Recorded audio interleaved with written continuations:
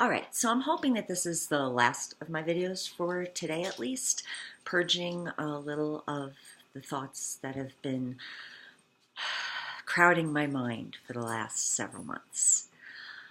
But I had spoken in the last video about what the circumstances were for us to leave.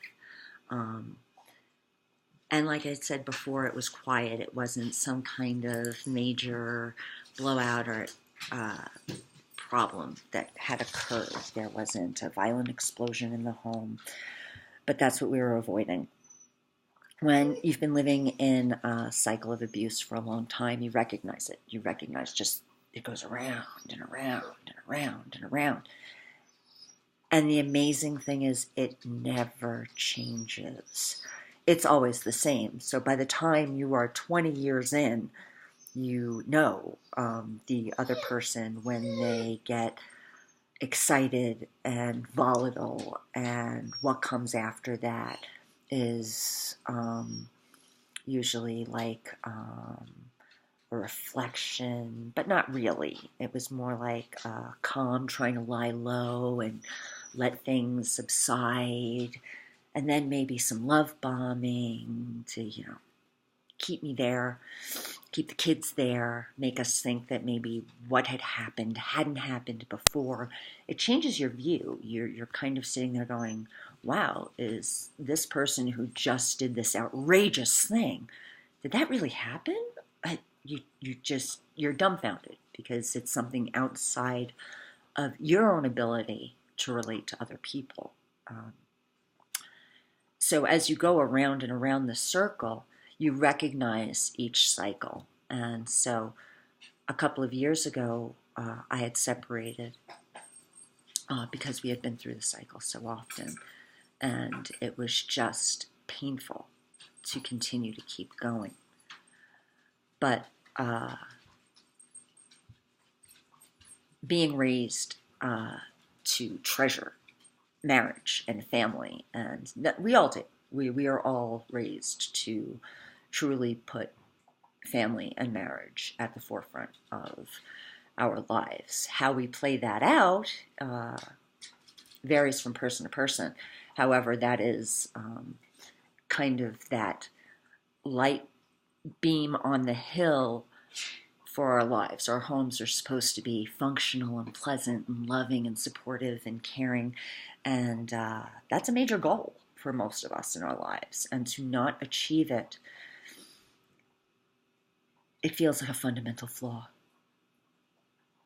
And so you will chase it. I know I did. I chased it for 20 years. I was going to make my marriage work. I was going to make my family happy. I was going to be sure that my children knew they were loved and they were accepted, and that it didn't matter.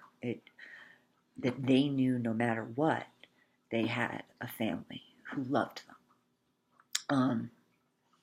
And as much as I would try to compensate for what wasn't given, I couldn't. I'm one person. I couldn't save the world. I couldn't save my husband. I couldn't save my family of origin. I couldn't do anything but take care of me. And that was a message that was sent over and over and over again from the outside world, that I was supposed to take care of me first and then take care of everybody after that. But I was raised in a very traditional Catholic household where it's the woman's job to take care of the family, and you take care of them first. You take care of your children, you take care of your husband, and then you take care of you. My education in speech pathology was definitely more about maintaining my marriage. Luckily, I was able to find something I was passionate about in an area in which my spouse wouldn't feel threatened, since it is 98% women. I chose it purposely. My life has been a big reaction to the abuse I sustained as a child and as an adult. I learned how to anticipate and try to understand what other people are thinking in order to meet it before the backlash, to try to attain my goals while using words in order to subdivert other people's problems with my choices. Always trying to use my language to show them how my achievements would help them look better. And that way I was able to get a master's degree in a time when I wasn't at all supported by my spouse, where actually I was constantly thrown roadblock after roadblock after roadblock and had to work around them in order to achieve that graduation within the time frame that I had set for myself, and to be able to make sure that we didn't go financially under while I was doing it. There were lots of challenges there, and I was very grateful to have been able to get babysitters and other people to support us. But here we were. We were, again, at the end of another degree, and I was looking at my last semester of my doctorate, and again, roadblock after roadblock kept being put up. Not working, not helping around the house, destroying the house, going after the kids. The cycle had become explosive again, but in a silent way.